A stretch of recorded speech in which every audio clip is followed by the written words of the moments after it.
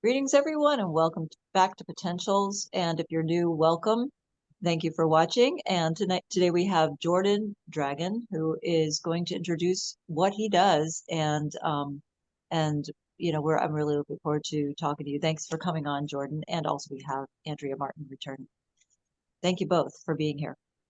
Yeah, Honor, always. pleasure. So yeah, to start, I think you found me through, I just started a new YouTube channel called Earth Soul Garden, Yes, and it's been growing pretty quicker than I thought it would, which is cool. It's resonating with people. So that's kind of awesome. been my new way of reaching a new audience, which led me here. So that's cool. I will But say, Jordan, your YouTube is exploding. it's going It's good. It's cool. Awesome. Cool to see. Um, And so yeah, and a what do lot you do? What do you do uh on?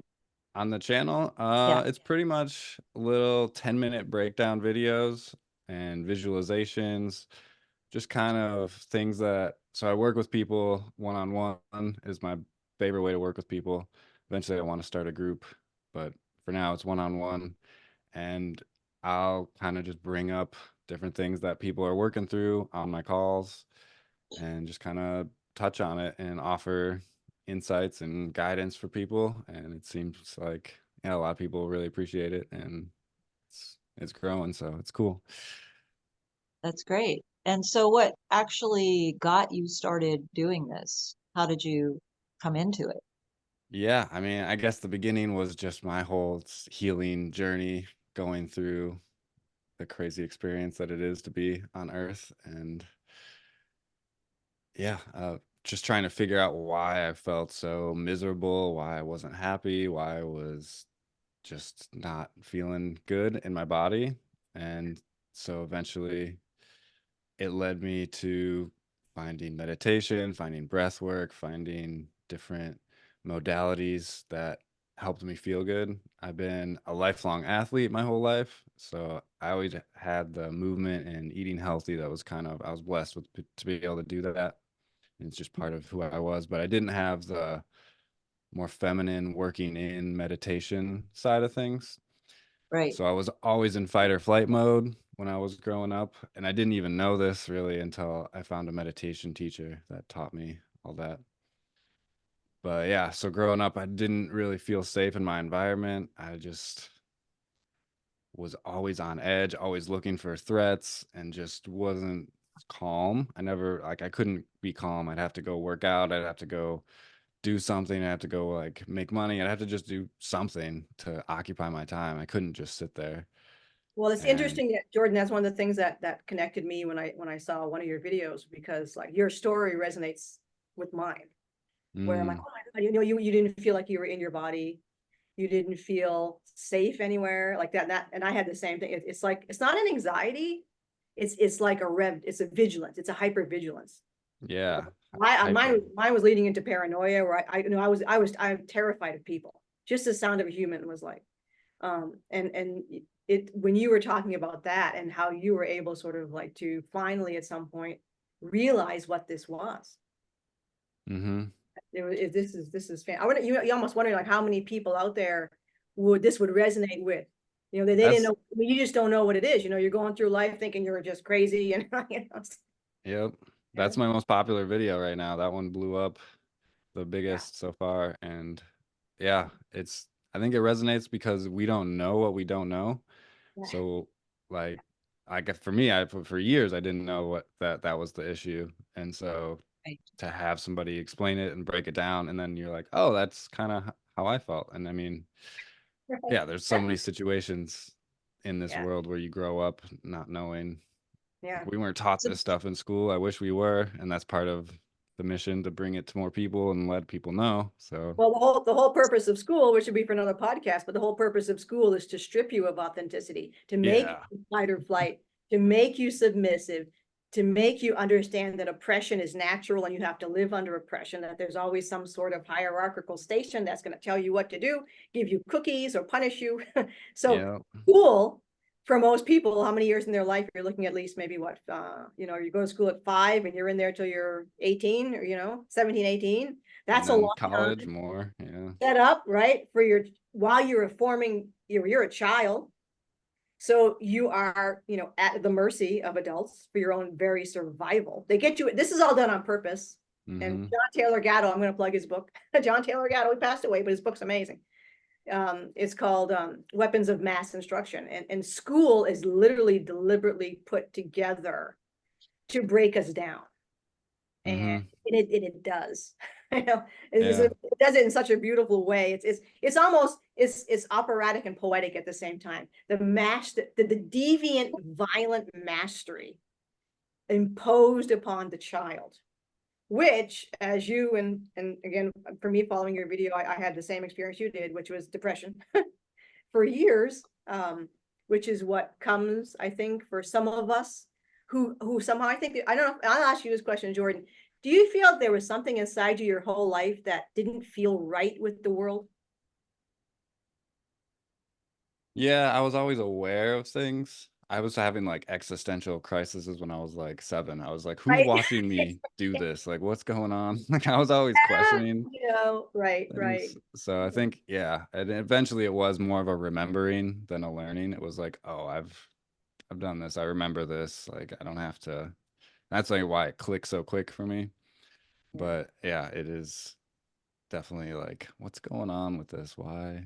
Yeah, it's So curious, when you you know. say there was a remembering, what do you mean by that? Like give us an example. Um, it just felt like a knowing, like when I had my first mystical experience, uh, which I mean I can jump into. It was 5 grams of Oh, mushrooms alone in the dark. That was my first like I okay. was like done with this world. I was ready to kill myself. I was just like, what? Wow. So I was Yep. just out. And then I found Terrence McKenna's videos on YouTube, and that was Yes. his instructions. So I Oh, was like, wow. all right, Yes. I'll I do that. remember that. I love So him. yeah. So I had my 5 gram trip and just left my body and just had the complete, like, I disappeared. I could only see myself through other people's eyes. And I Right. knew I'd been here for ain't like the way it was described was 10,000 suns. I've been here for different suns, different planets, different galaxies, and just like this knowing of, okay, you can't die, first of all, and then second of all, you've been here for a while and you're gonna be all right. Like, you can just calm down. And then death totally became an illusion. I was like, all right, because death was like my huge, like, I'm gonna die was my huge fear, and that just disappeared. So to have that was the beginning of moving in this new direction and this holistic health and spirituality, and like Wow. really embracing that. So that was like a huge catalyst. Yeah, the Right. Pleiadians showed me that. I mean, this is personal, so I don't get any of the personal stuff they told That's you, but I mean, fine. they did show me that what you just mentioned, that, oh, you've been around so many different places. So even though you're anchored in the Pleiades now, so that energy is what you chose to use to deliver your message here today. You have many, many lives. They were showing me, you know, all over the place. Mm-hmm. Some people I'll tap into, they're very anchored somewhere. Like, I know for myself, it's Pleiadian. You know, some people you can see, oh, they're Arcturian. You know, they're entering. There's you can feel a heaviness. This is where they connect to. But then Mm-hmm. there's other people that they're all over. And I've had many people that come to me, and I was like, oh, you know, I can't pin you down. You've been everywhere. And that's sort of like, is that energy is what your soul wanted and was seeking in order for it to express itself. And again, that's what's going to give you the power to do what it is you're doing here so successfully. So Mm-hmm. it's a good thing. Cool. Yeah, that resonates. So yeah, it was more of a knowing, more of a remembering than like I have to learn this. It was just like the veil was shed. Yeah. And I mean, that's kind of like how I like to look at shadow work as well. Like all the things that get in our way of shining our light, all the shadows and blocks we have, is like once we can go into that and embrace it and actually allow it to teach us and to grow from that, then we Absolutely. can just naturally we become our true authentic selves, which is just bigger than anything we can imagine. So, but it is also like a remembering of, okay, I came here for this reason. Would you say you experienced a shamanic death at some point? Oh yeah, multiple. Many. I yeah. Oh yeah. And then that led me into more ceremonies and more, yeah. I have grave sites all around of different places I've died to be reborn. Yeah, Yeah, it never yeah, ends, it seems like. yeah. No, it's So when did you meet your meditation teacher? Like at what point in your life were you out of school? Were you, I mean, how long did it take for that to actually happen and for you hmm to realize that this is what you wanted to be doing? So yeah, I was in my 20s, late 20s, like 28 years old, I think. I was teaching yoga, teaching jujitsu. I was kind of like dabbling in this direction. I didn't know it at the time how where it was going to go, but yeah, I was kind of already starting to do yoga and stuff like that. So that kind of led me into breath work, and that led me into meditation. And I started meditating 20 minutes every day before my Mhm. day started. I just like Yeah, started doing that, and it just changed my whole reality. Like instead of absolutely. being in fighting with different employees I was working with or different whatever my situation was, just being frustrated or whatever, it would just allow those feelings to come up and kind of percolate out of me, and then my day would just flow.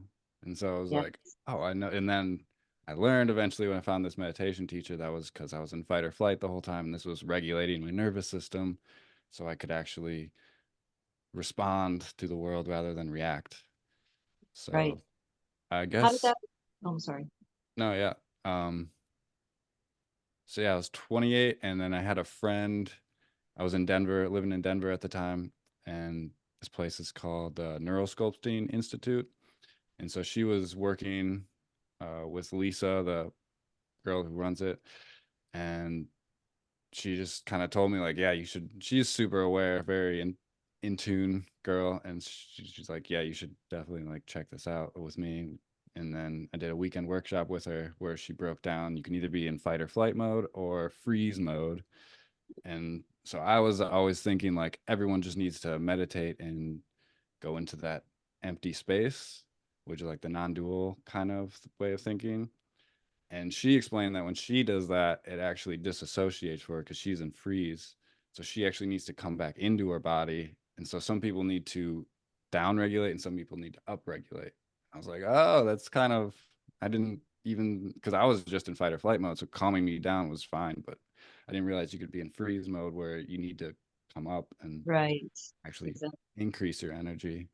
no, that's actually true because I was in fight or flight and freeze. Yeah. And you can be in a mix. Yeah. When the Yeah. depression come on, I cannot. The meditation is worse.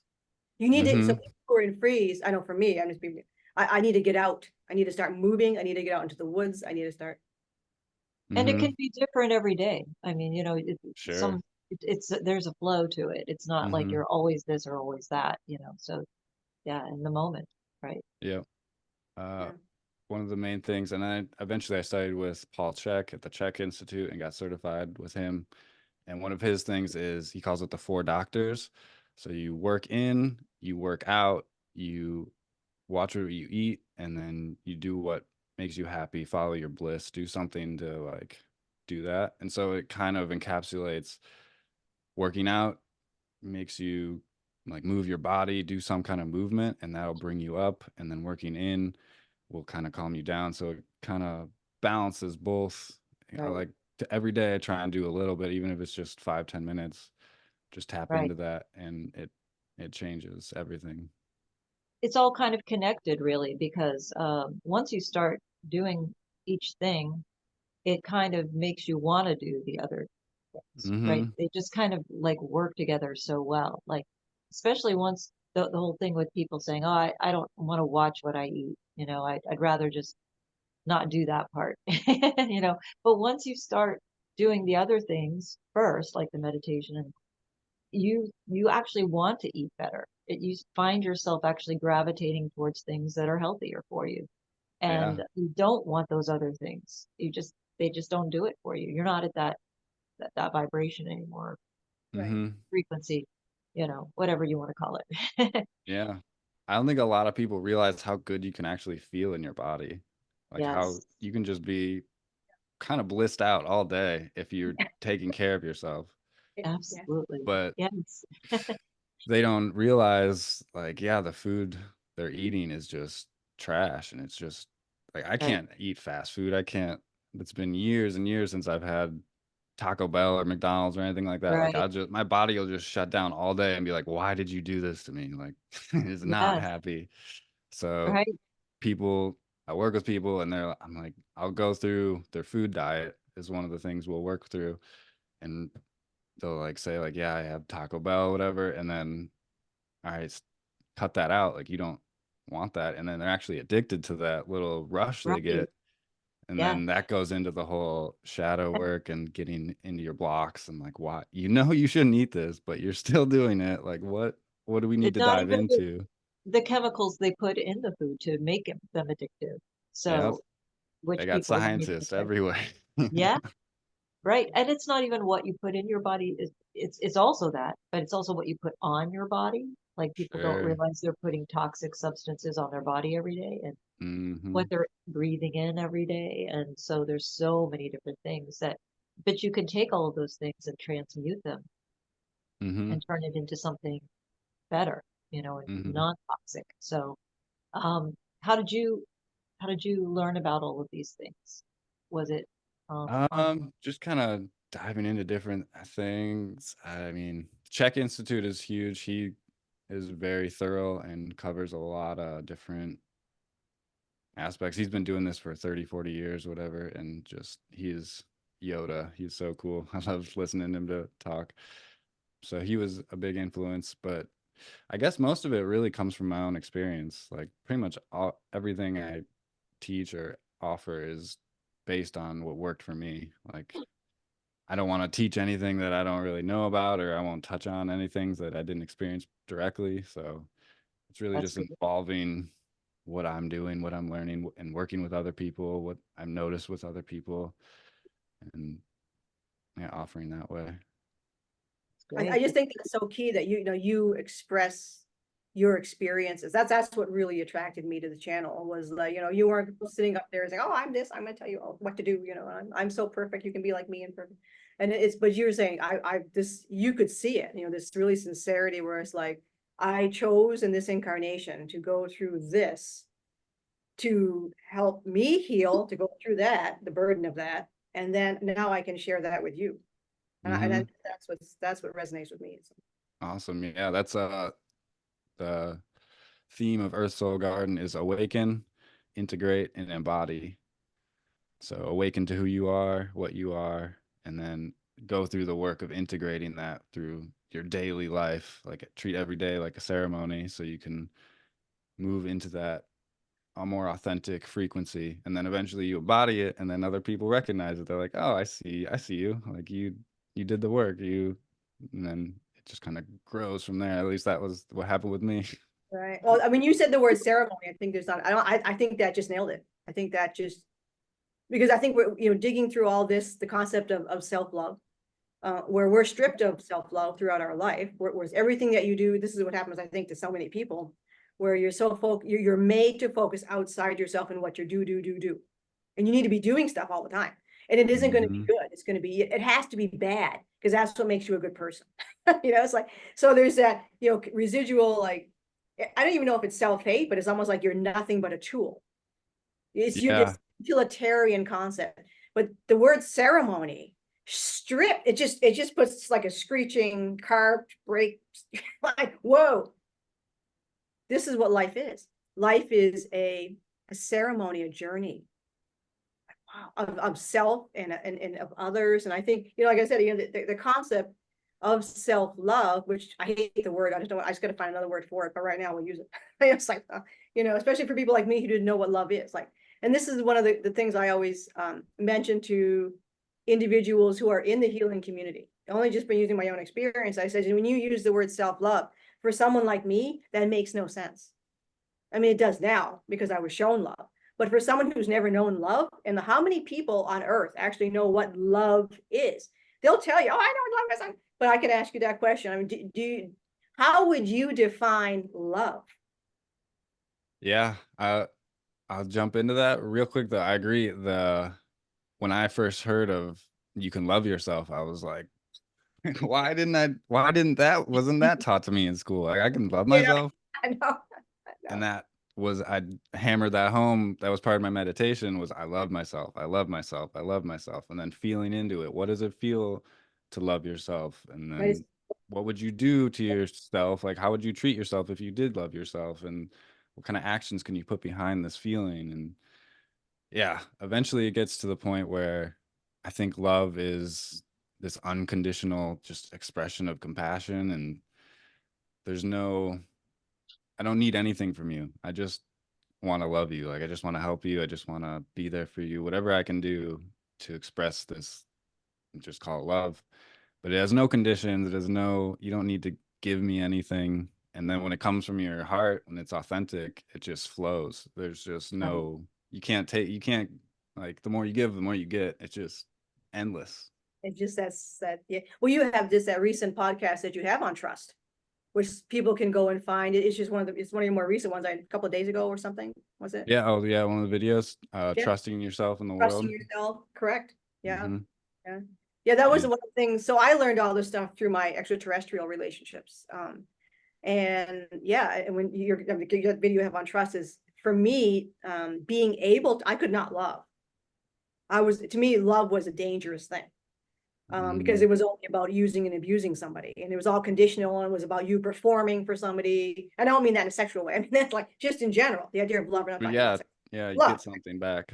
Yeah, yeah. And well, Expectation. that was cool, right? And sometimes even if we were even with parents, right? Oh, So yeah. then the extraterrestrials showed me through feeling that love meant trust and safety. That you were going to be in a space of, and Linda and I have we have a whole podcast on this, but love is about, it's translucent. The person is vulnerable. The being loving you is vulnerable. Mm-hmm. They're not hiding anything. It's all complete vulnerable. But it's, again, it's you being in a trusting and a safe environment. And then the love will explode. This is something, because I work with people dealing with extraterrestrials and their encounters with their extraterrestrials. They usually will break down. I mean, their first experience, it's a full telepathic emotional rain shower on top of them, where they will feel love for the first time.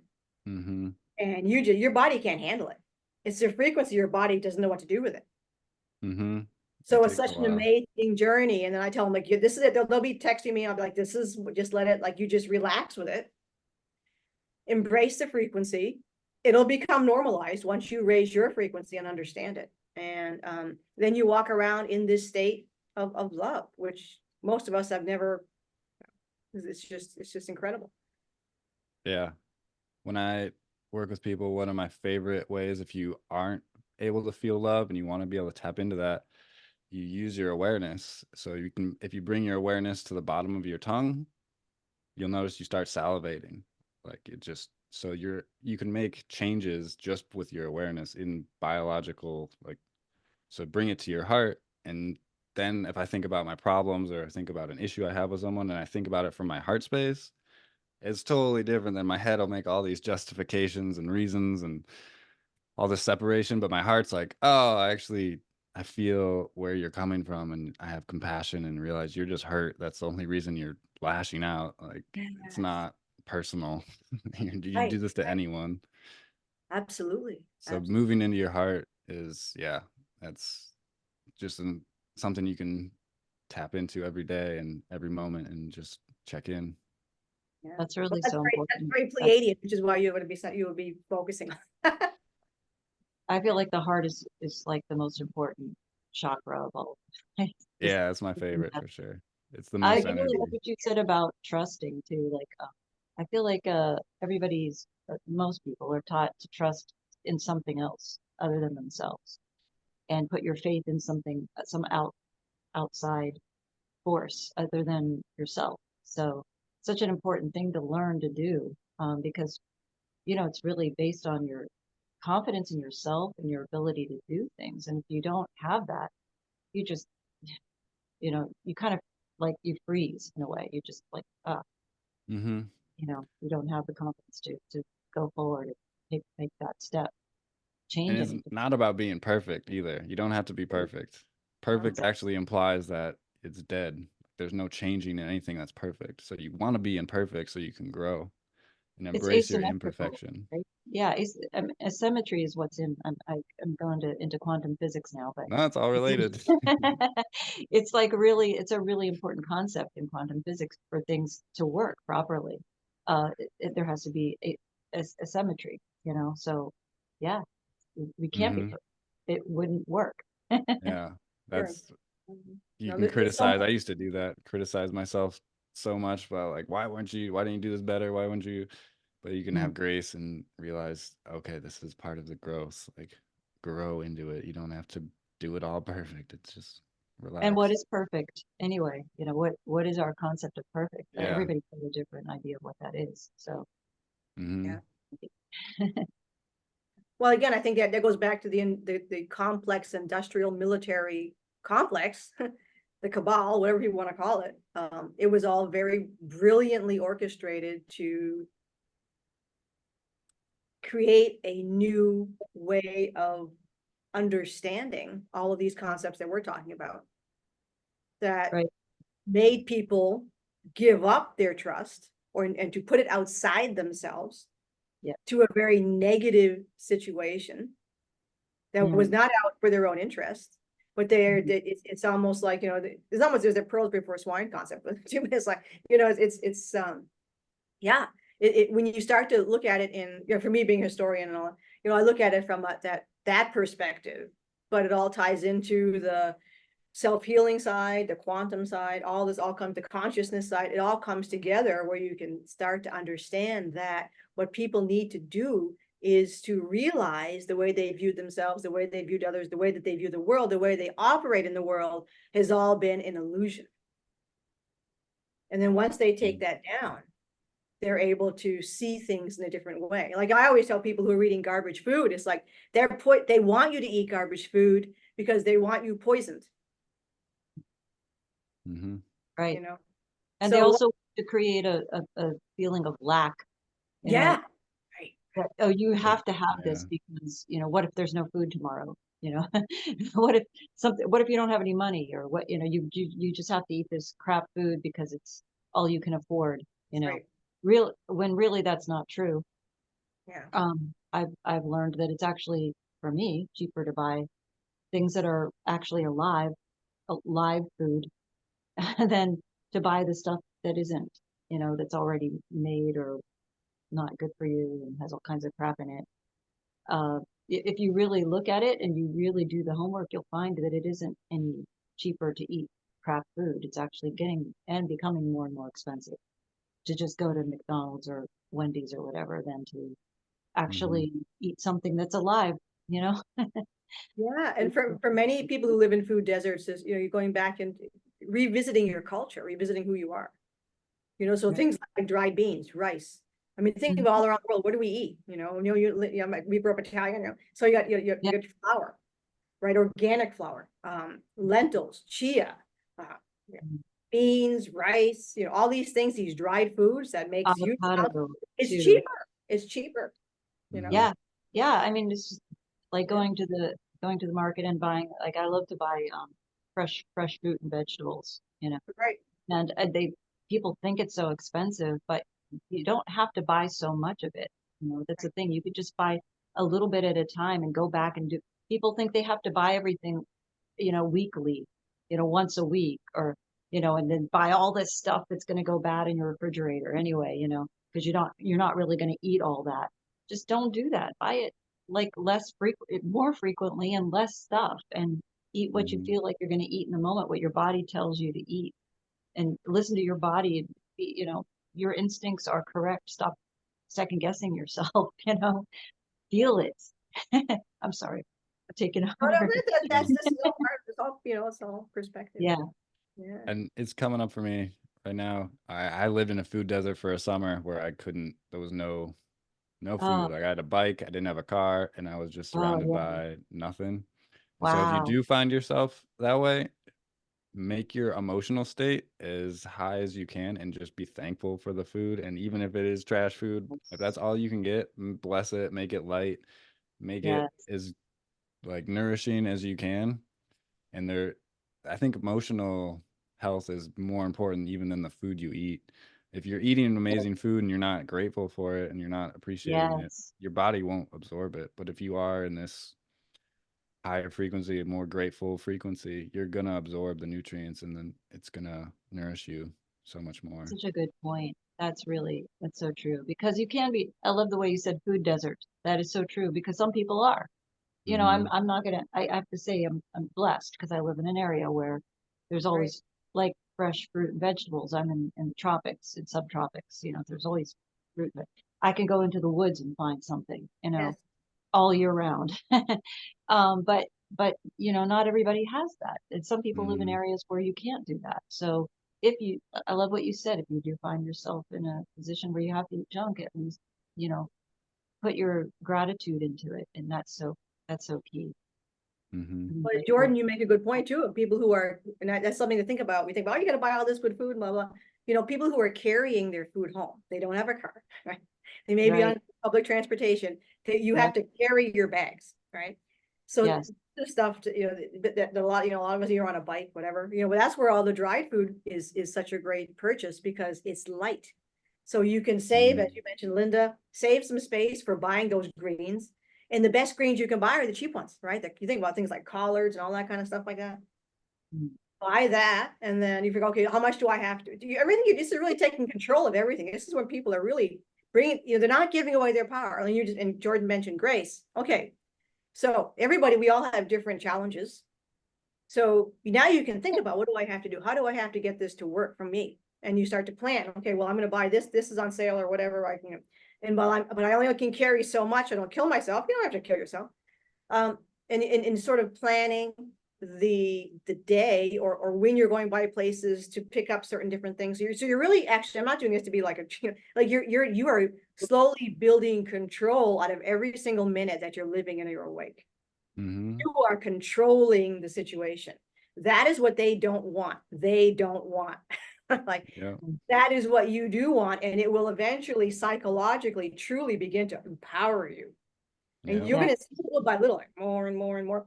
And I'm part Native American, so foraging, all right. And I don't know where you live, Jordan, if you have like a lot of woods or whatever, but nature provides all your greens for most of the year. I mean, Linda, Mm, yeah. but All year round here. Yeah, I'm so yeah, blessed. the nature provides all your greens. So learn about that. It's free if you have access to an internet, go to a library, whatever. Start learning, take books out of the library, start learning about indigenous foods in your area, foraging, Mhm. do it safely, right? Yes. And then, you know what? Someone who's in a food desert area or whatever, they can start to create a group. You do the work, you learn it, and now you create a group where that's probably your job here on Earth. Why are you here on Earth, right? What is your job here? Then you can create Also, gardening, like community gardens. I love to community. see that happen. And I love to see people learn how to can again, because back in the day, my mother used to have everything in jars that, she would harvest everything, can it, and then Yep. we'd have it all winter, because I lived up north when I was a kid.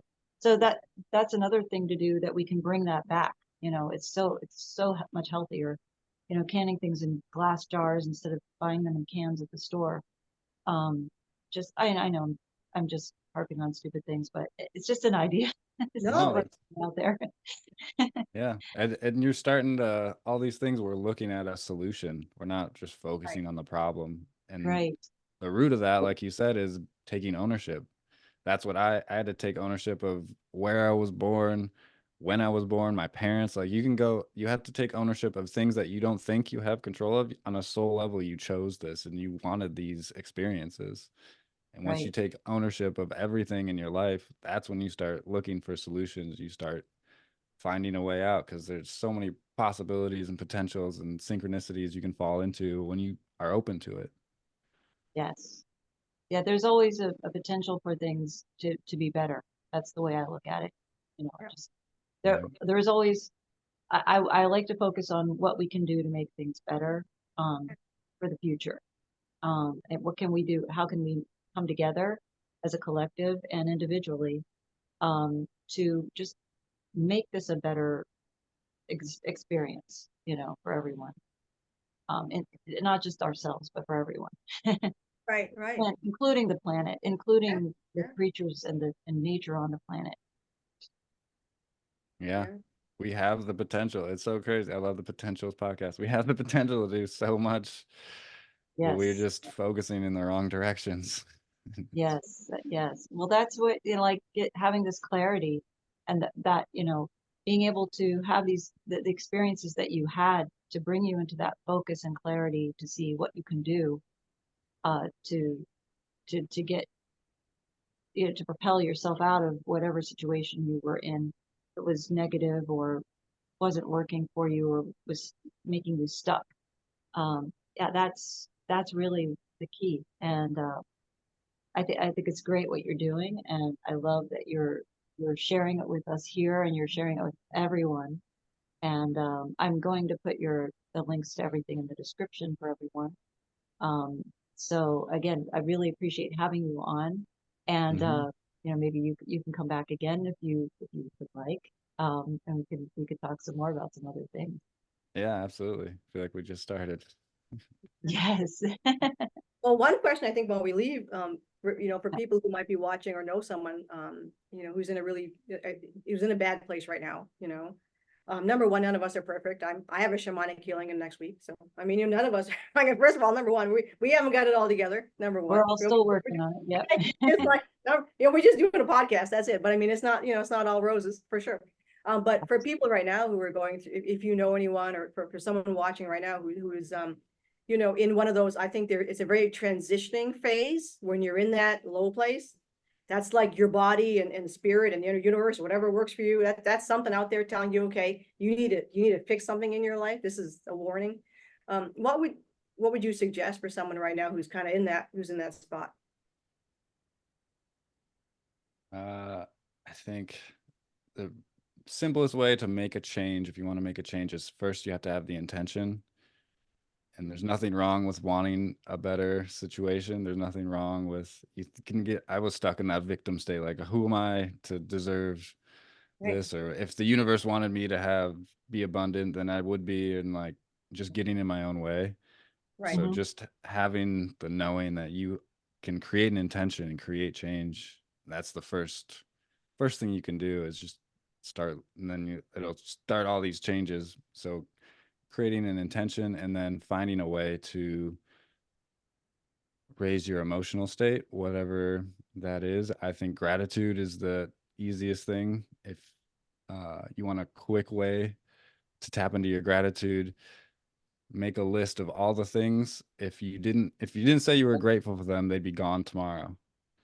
So start with your eyes. Are you grateful for your eyes? Do you want to see tomorrow? All right, I'm grateful for my eyes. Do you want to pick things up with your hands? I'm grateful for my hands. Do you have a place you can stay? All right, I'm grateful for my house. And just go through and imagine all these things would disappear if you didn't say you're grateful for them. And you'll realize how much is actually around you and how like amazing life can be when we tap into that gratitude. So with intention and gratitude, those are huge catalysts for moving out of the lower states. That's And beautiful. we'll have your link on the bottom too. I don't think a lot of people realize, talking to somebody else or Oh is yeah. I do, Linda, we do, right? I do all the time. And of course, as George mentioned, different people he worked with, you really do need to talk to somebody. And we'll have links in the bottom. Maybe they, some people want to start on a journey. If they're serious to start on your journey of healing. So Yeah, absolutely. I'm available to talk. Yeah, yeah, find me on jordanjdragon.com and yeah. yeah, I would love Right. to You hear have from a you. you have a website, and then you have a contact on your website where people can reach you there. You're also on Instagram, I see. Yeah, And at Jordan J Dragon on Instagram and then Earth Soul and Garden YouTube. on YouTube. Yeah, right. So yeah, contact him there if you feel you want someone to talk to and get you started on this journey, because I just love what you're saying. I love what you said. It's beautiful. Very well put. And Thank you. again, thank you for Pleasure. coming on, and we will see you next time, everybody. Thank you for watching, and ciao for now.